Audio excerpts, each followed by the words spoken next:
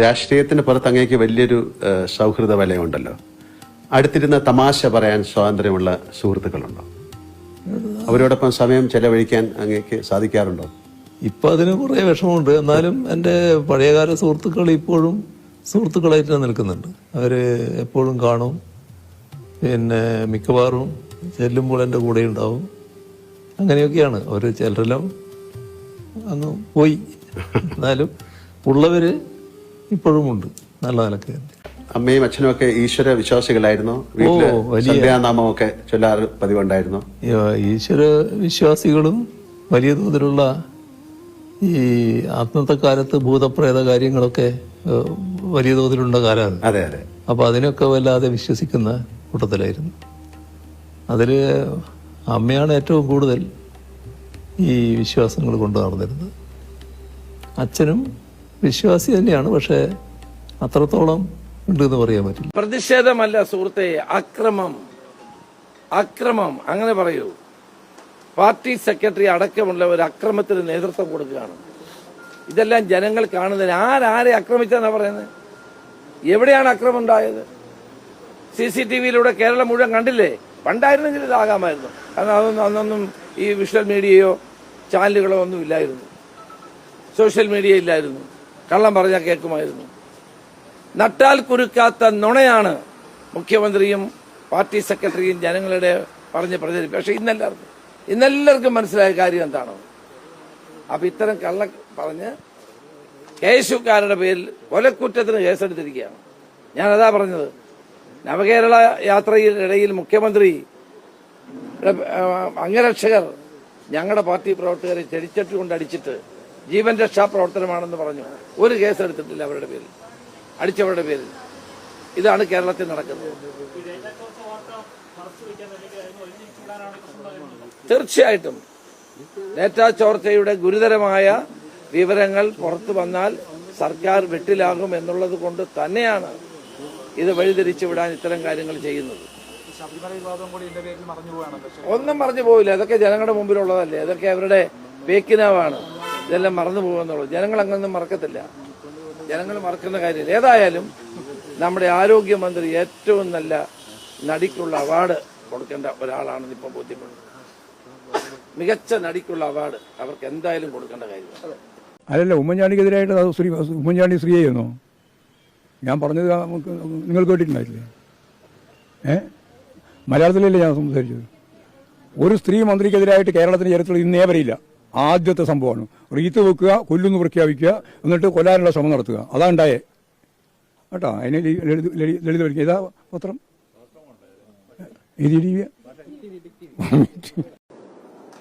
മുഖ്യമന്ത്രി ഉൾപ്പെടെയുള്ള CPM നേതാക്കൾ ആരോഗ്യമന്ത്രിയെ KSU പ്രവർത്തകർ ആക്രമിച്ചു എന്നുള്ള പച്ചക്കള്ളം വ്യാപകമായി പ്രചരിപ്പിക്കുകയും അതിൻ്റെ പുറകിൽ സംസ്ഥാനത്തുടനീളം വ്യാപകമായ അക്രമങ്ങൾ അഴിച്ചുവിടുകയും ചെയ്യാം. മാധ്യമപ്രവർത്തകർക്കറിയാം, പോലീസിനറിയാം, റെയിൽവേ പോലീസിനറിയാം, ദൃക്സാക്ഷികൾക്കറിയാം. ഇവരുടെ അടുത്തുപോലും ഈ പ്രകടനക്കാരെത്തിയിട്ടില്ല. 4 പേരോ 5 പേരോ ആണ് ആകെ ഉണ്ടായിരുന്നത്. അവരെ അപ്പം തന്നെ പോലീസ് വളഞ്ഞവരെ കൊണ്ടുപോയി. ആരോഗ്യമന്ത്രിയുടെ സമീപത്തേക്ക് പ്രതിഷേധ പ്രകടനം നടത്തിയ ഒരാളും പോയിട്ടില്ല. അവരാണ് ക്രൂദ്ധയായി വെല്ലുവിളിച്ചുകൊണ്ട് ഓടിയത്. സത്യത്തിൽ അവിടെ ഒരു പിടിവലി ഉണ്ടായത് പോലീസും ആരോഗ്യമന്ത്രിയാണ്. ആരോഗ്യമന്ത്രി ഈ KSUക്കാരുടെ അടുത്തേക്ക് പാഞ്ഞു പോകുന്നത് തടയാൻ ശ്രമിച്ചത് പോലീസാണ്. അവരുടെ കൂടെ ഉണ്ടായിരുന്ന വനിതാ പോലീസ് ഓഫീസറും മറ്റു ഓഫീസർമാരും വളരെ പണിപ്പെട്ടിട്ടാണ് ശ്രമിച്ചിട്ടാണ് ആരോഗ്യമന്ത്രിയുടെ രോഷം അടക്കിയത്. ഇതിന്റെ എല്ലാം വിഷ്വൽ തെളിവുകൾ എല്ലാവരുടെയും കയ്യിലുണ്ട്. ഒരു KSUക്കാരും അവർ അടുത്തെങ്ങും പോയിട്ടില്ല. അതിനുശേഷം മാധ്യമപ്രവർത്തകരുമായി കുശലം പറഞ്ഞിട്ടാണ് അവർ അപ്പുറത്തെ പ്ലാറ്റ്ഫോമിൽ പോയത്. അവിടെ ചെന്ന് ബഹുമാനപ്പെട്ട സ്പീക്കറുമായി കൂടിയാലോചിച്ചതിന് ശേഷമാണ് ഇങ്ങനെ ഒരു സംഭവം ഉണ്ടാക്കിയത്. മുഖ്യമന്ത്രി വിളിച്ചവരോട് ഫോണിൽ സംസാരിക്കുമ്പോഴും അവരെ KSU പ്രവർത്തകരെ ആക്രമിച്ചതായിട്ട് അവർ പറയുന്നില്ല. അതിന്റെ എല്ലാ തെളിവുകളും ഇവിടെ ഉണ്ട്. റെയിൽവേ പോലീസ് പരിശോധിച്ചു എന്നറിയുന്നു. റെയിൽവേ പോലീസ് പരിശോധിച്ചിട്ടും ഒരു തെളിവ് ഏതെങ്കിലും ഒരു KSU പ്രവർത്തകർ ആക്രമിച്ചെന്നത് പോയിട്ട് അവരുടെ സമീപത്ത് പോലും എത്തിയിട്ടില്ല എന്നുള്ളതാണ്. ഇന്നലെ മാധ്യമങ്ങൾ ആദ്യം കാണിച്ച അവരുടെ കയ്യിലെ പരിക്ക് പിന്നീട് പുറത്തു വന്നു. മിനിഞ്ഞാന്നും ആ കയ്യിൽ അവർക്കൊരു പാടുണ്ടായിരുന്നു. അതേ പാട് തന്നെ 2 ദിവസം മുമ്പ് പോലും അവരുടെ കയ്യുമ്പോൾ ഉണ്ടായിരുന്നു എന്നുള്ളത് വിവിധ ചിത്രങ്ങളിൽ നിന്നും വിവിധ പരിപാടികളിൽ നിന്നും വ്യക്തമാണ്. അപ്പൊ സ്പീക്കറെ പോലെ ഒരാൾ അദ്ദേഹത്തിന്റെ പദവിയിൽ ഇരുന്നുകൊണ്ട് അദ്ദേഹം കാണാത്ത ഒരു കേസ് അവരെ ആക്രമിച്ചു എന്ന് പറഞ്ഞ് ഒരു ഗൂഢാലോചനയിൽ പങ്കാളിയാകാൻ പാടില്ലായിരുന്നു. എന്തായാലും ആരോഗ്യമന്ത്രി തട്ടിവിട്ട ഒരു പച്ചക്കള്ളത്തിന്റെ പേരിൽ വ്യാപകമായി കോൺഗ്രസ് പ്രവർത്തകരെ ആക്രമിക്കുകയും കോൺഗ്രസ് ഓഫീസുകളെ ആക്രമിക്കുകയും ഞങ്ങളുടെ പുതുയുഗ യാത്രയുടെ പ്രചരണ സാമഗ്രികൾ നശിപ്പിക്കുകയും ചെയ്യാം. തിരുവനന്തപുരത്തെ സ്വാഗത സംഘം ഓഫീസ് വരെ തല്ലി തകർത്തു. ഇല്ലാത്ത ഒരു കള്ളക്കഥയുണ്ടാക്കി പച്ചക്കള്ളം പ്രചരിപ്പിച്ച് നടത്തുന്ന കാര്യം ഇതൊക്കെ കേരളത്തിലെ ജനങ്ങൾക്കറിയാം. അവരിപ്പോൾ ആരോഗ്യമന്ത്രി കേരളത്തിലെ ജനങ്ങളുടെ മുന്നിൽ പരിഹാസം മാത്രമാണ്. കാരണം അവരഭിനയിക്കുകയായിരുന്നു. ഇങ്ങനെ ഒരു സംഭവം ഉണ്ടായിട്ടില്ല. ഞങ്ങൾ ഉറച്ചു പറയുന്നു 100%. എന്തെങ്കിലും തെളിവുകൾ ഹാജരാക്കും.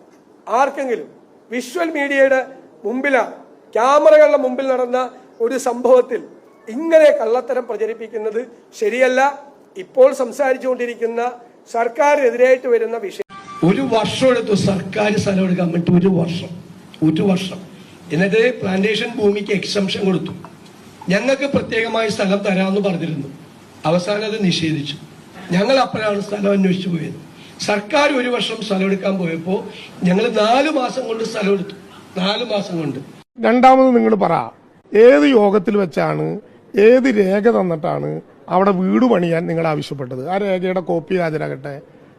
ആദ്യം കേരളത്തിലെ കോൺഗ്രസ് ഒറ്റ കാര്യത്തിന് മറുപടി പറയട്ടെ, ഞങ്ങളോടൊന്നും പറയണ്ട. ഒറ്റ കാര്യത്തിന് നിങ്ങൾ എത്ര പണം പിരിച്ചു? ചൂരൽമലയിലെ പാവപ്പെട്ട മനുഷ്യന് വീട് നിർമ്മിക്കാൻ കോൺഗ്രസ് പിരിച്ച കാശെത്ര? അതങ്ങ് പറ. നിങ്ങൾ വീട് വെച്ചു കൊടുക്കാത്തത് പോട്ടെ, കോൺഗ്രസ് പിരിച്ച കാശെത്ര? അല്ലെങ്കിൽ ആ യോഗം പറയട്ടെ.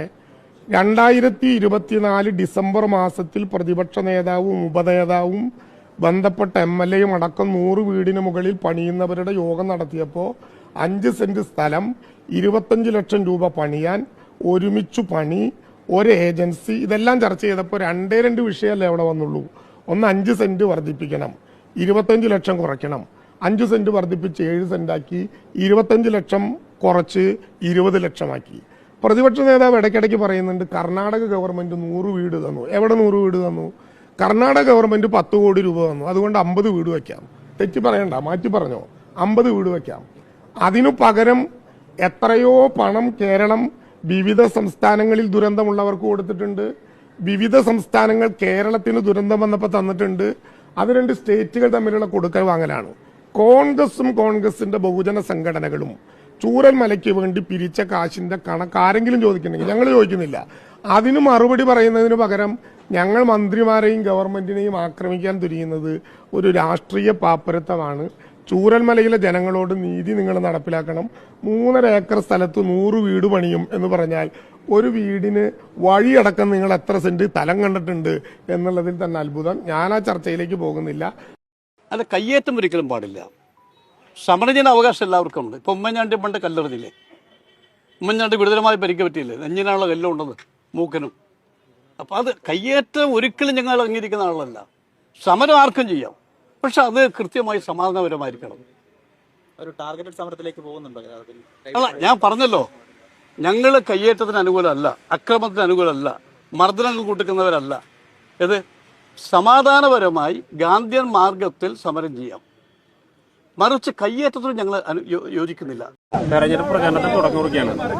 പ്രചരണത്തിനല്ലല്ലോ, BJPയുടെ പ്രചരണത്തിന്. സ്ഥാനാർത്ഥി എന്നുള്ള നിലയ്ക്കൊന്നുമല്ല.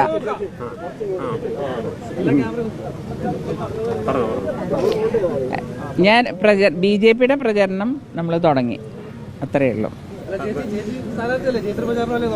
അല്ലല്ല, ഞാൻ സ്ഥാനാർത്ഥിയെന്ന് ആര് പറഞ്ഞു? എന്നോട് പാർട്ടി ഇതുവരെ പറഞ്ഞിട്ടില്ല. പാർട്ടി പറഞ്ഞാൽ ഞാൻ സ്ഥാനാർത്ഥിയാവും, അത് ഉറപ്പാ. അതൊക്കെ മത്സരിക്കും.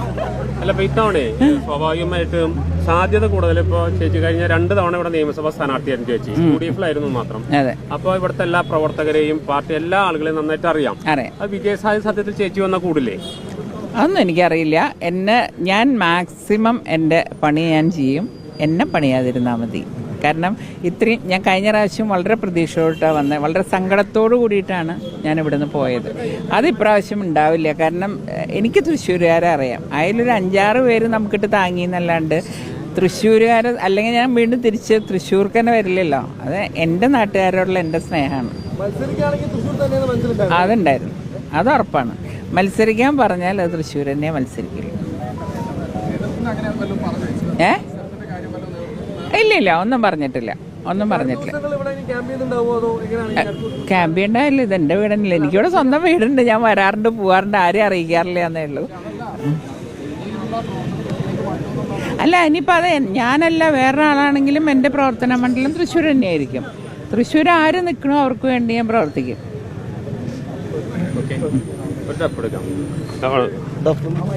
നിങ്ങളവിടെ വന്നാ മതി. കെ മുരളീധരൻ എന്തെല്ലാം ആരോപണം ഉന്നയിച്ചിട്ടുണ്ട് ഓരോ ഘട്ടത്തിൽ.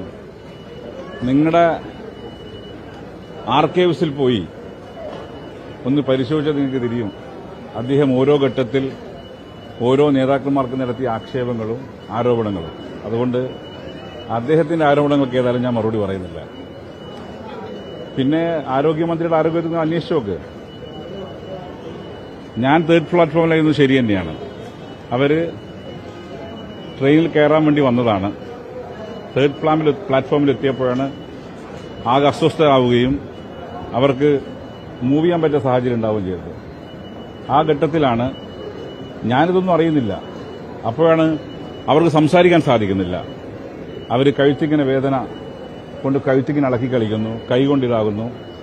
അപ്പോൾ ആ ഘട്ടത്തിലാണ് തീർച്ചയായും ഞാൻ സഭാനാഥനാണ്. എന്റെ സഭക്കകത്തൊരു സഭാംഗം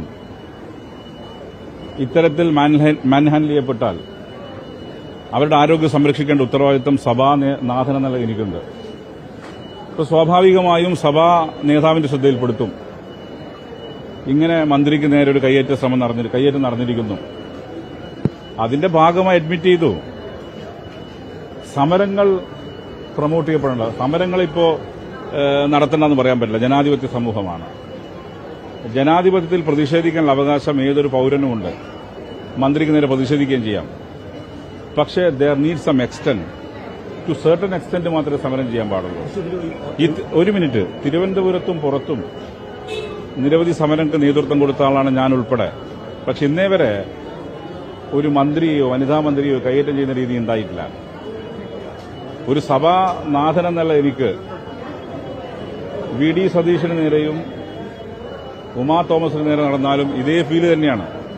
അല്ലാതെ വീണ ജോർജിനെതിരെ മാത്രമല്ല. വീണ ജോർജിനെ ആക്രമിച്ചാലും വി.ഡി. സതീശനെ ആക്രമിച്ചാലും ഉമാ തോമസിനെ ആക്രമിച്ചാലും എനിക്ക് ഒരേ വികാരം തന്നെയാണ്. കാരണം ഞാൻ സഭയുടെ നാഥനാണ്.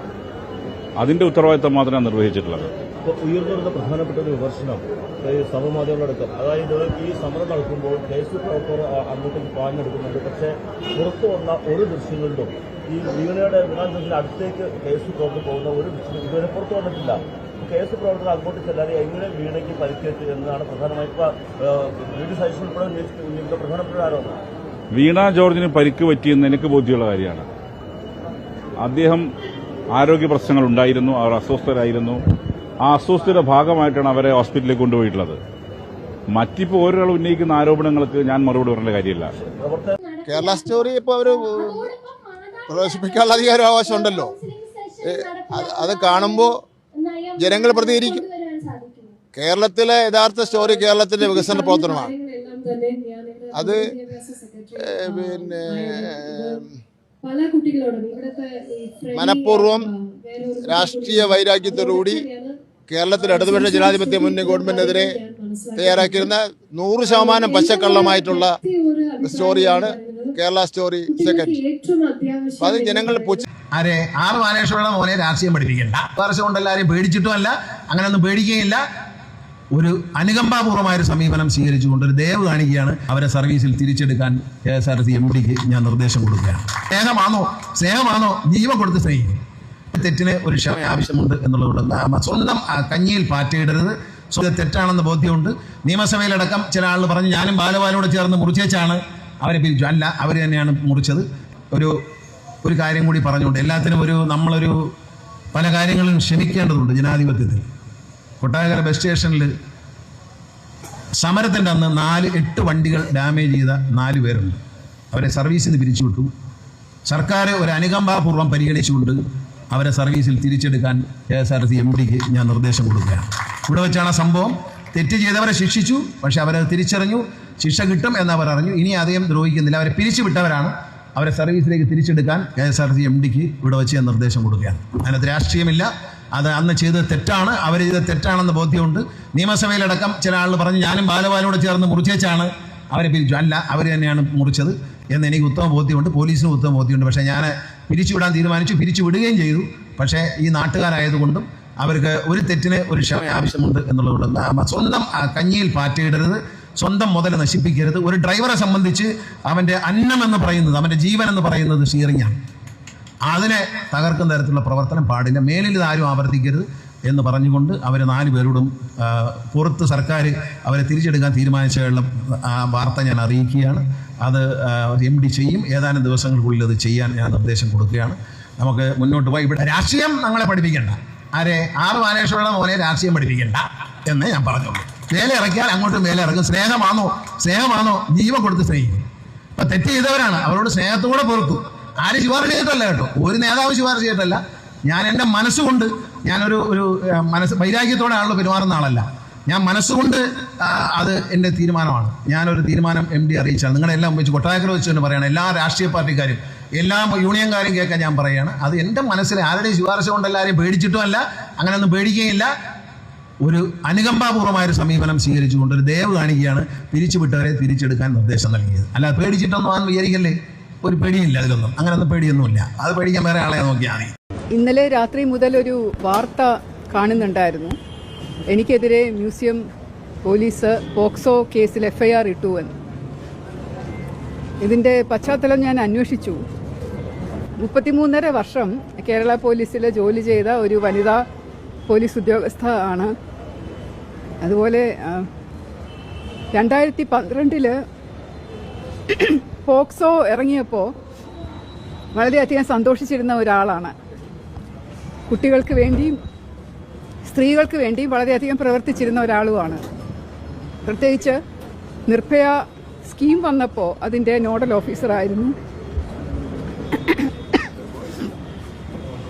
ഇപ്പോൾ ഈ കേസ് വന്നിരിക്കുന്നതിൽ ഞാൻ അറിഞ്ഞത് 2020-ലോ